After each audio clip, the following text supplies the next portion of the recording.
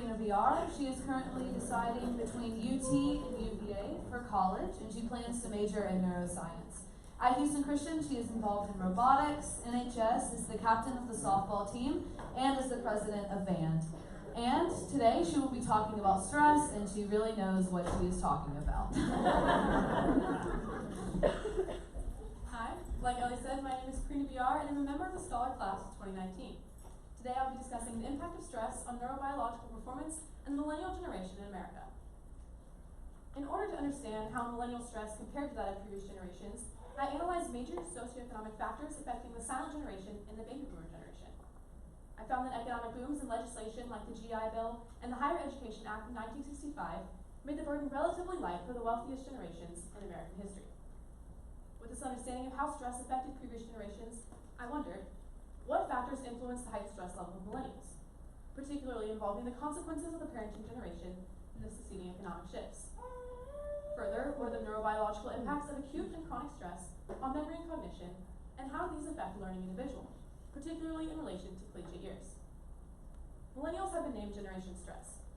The fact that they're facing unprecedented levels of stress is almost indisputable, but I wanted to understand why there is so much more stress than the silents and boomers before them. I found that a significant portion of millennial stress can be traced back to three sources: baby boomer parents, the ubiquity of technology, and the economic conditions throughout their lifetime. I discussed how mirror neurons give stress a very contagious quality, and how authoritative and permissive parenting types led to overcommitment stress and financial stress, respectively. Further, millennials were the first generation raised in an era of technology, leading to stress from the news and from the fear of better options phenomenon. And lastly, economic trends have not been in millennials' favor. Tuition and student loan debt are constantly and dramatically rising, and no matter how hard millennials work to mitigate this huge stressor, their hard work just isn't worth as much as it was for the boomers. After analyzing the causes of millennial stress, I began to research the effects, and I learned they vary with different types of stress. Because stress hormone cortisol clogs the hippocampus but assists the amygdala, acute stress can be harmful or beneficial to neurobiological performance, depending on the type of information being processed. On the other hand, the more perpetual burden of chronic stress overactivates the stress center, leading to brain atrophy as neurons deteriorate. The eutrophic response occurs in brain regions which are essential for memory storage and reasoning, demonstrating clear implications of stress on learning capacity. After researching all of this, I wanted to conduct my own research, so I sent out 3 surveys to collect data for 4 null hypotheses. The first survey for high school students and the second survey for college students were largely completed by upperclassmen from Houston Christian and A&M respectively.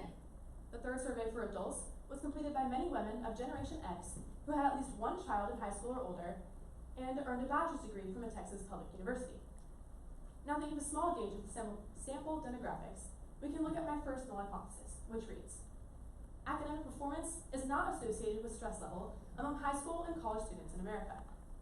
To test this null, I asked both the high school and the college student populations about their average stress level and grade point averages. For both populations, the most common GPA range was a 3.76 to a 4.0, and the most common stress level was a 4 on a Likert scale from 1 to 5, with 1 signifying no stress at all and 5 signifying as much stress as possible. However, I failed to reject this null hypothesis. I could have separated my responses further based on university rank or acceptance rate, but there are simply too many factors causing stress to measure this correlation so simply. I then tried to gather evidence to reject my second null hypothesis. Substance abuse does not increase during times of stress among college students in America. I asked college students if they turn to substances more frequently when they are stressed than when they are not, and of all respondents who use substances, 60% said they do. However, I failed to reject this null hypothesis as well. Though the actual proportion of people who reported drinking more often when stressed would reject the null, the sample size was not large enough to apply my results to the entire population of collegiate Americans. My third null hypothesis reads: on average, college students in America are not more worried about student loans than previous generations were. Of the current college student survey, 71.4% reported worrying about their student loan debt, and of the adults considered, 50% worried about debt repayment. Thus, a higher percentage of millennials worried about debt, but were these students also more worried?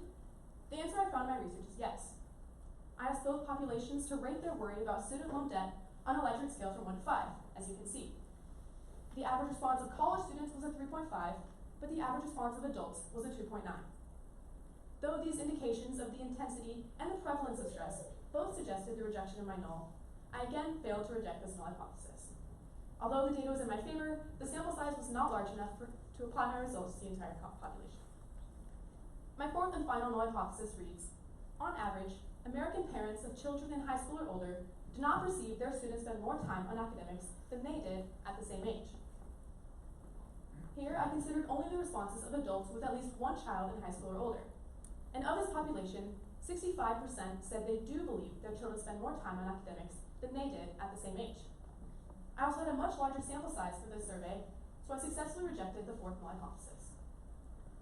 For my case study, I also conducted interviews with engineering students at Rice University to analyze the causes, effects, and intensity of stress at a top-tier university. I gathered data for about 20 variables, including average GPA, average stress level, number of projects and exams per semester, number of hours spent per week on extracurricular activities or working, hours of sleep prior to an exam, and several other factors, determining the lifestyle of a college student at a rigorous university is generally unhealthy and filled with stress. Since stress has such severe consequences, I also thought it would be interesting to look into different types of treatment, leading me to ask, how do accessible, complementary, and alternative medicines and stress therapies effectuate stress reduction? And more specifically, what mechanisms underlie the benefits of music therapy? Complementary and alternative medicine is also called CAM, and as a whole, it comprises most unorthodox medicine, but its subdivisions do vary slightly in purpose. Complementary medicine accompanies a form of standard care, whereas alternative medicine acts as a replacement for it. I first studied acupuncture, meditation, and aromatherapy, or essential oils, but I found music therapy most interesting, so I decided to focus on it. Music therapy is the use of music by a professional to address physical, social, emotional, or cognitive needs, and it can involve listening to music, singing, playing instruments, or moving along to music, depending on the purpose of the therapy. It's pretty simple to understand how music can be so therapeutic when you consider just how much influence it has over the brain. Listening to music involves the auditory cortex, the cerebrum, cerebellum, the limbic system, and even more brain regions. However, listening to music can not only stimulate our neurons, but it can also change the frequency of our brainwaves. Brainwave entrainment is the term for this phenomenon, where the pulsing sound can coax the brain into entering a specific state. For example, when brainwaves synchronize with music of about 60 beats per minute, it produces alpha brainwaves, which are present in relaxed, conscious mental states. The brain's frequency following response also impacts the heartbeat, respiratory system, and motor systems. Therapists can match a rhythm to a patient's heart rate or breathing rate and gradually slow the music, eliciting the same slow response in the heart rate or breathing. Thus, music tempo alone can induce a calm state. But therapists can also take advantage of motor system entrainment to restore rhythm to the gait of patients with Parkinson's disease, brain injuries, and more. I found this concept of entrainment extremely interesting, but I learned even more about how powerful music therapy can be, even more powerful than dementia. Alzheimer's disease impacts the hippocampus primarily, but music memory inhabits the auditory cortex, allowing it to resist the general memory loss. Music therapy can also prove helpful to individuals who stutter. Here we go. But singing requires sustained sound rather than the staccato form of normal speech. And songs are structured, which allows singers to anticipate rhythms and produce speech more easily.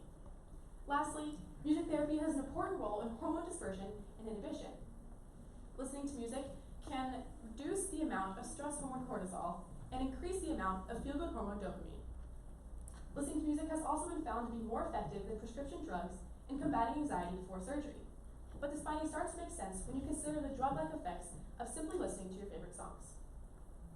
In conclusion, I discussed the relative stress experienced by previous generations and millennials. And I also talked about how the stress impacts brain function and higher education. Then I talked about my own research on stress in college and across generations, and I concluded with talking about music therapy and how it works.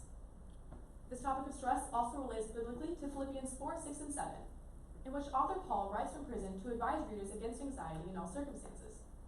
And finally, my research on music therapy reminded me of Psalm 150, which calls on readers to praise and thank the Lord with music, demonstrating how worship can relieve stress in ways understood by science and religion alike. Thank you, and are there any questions?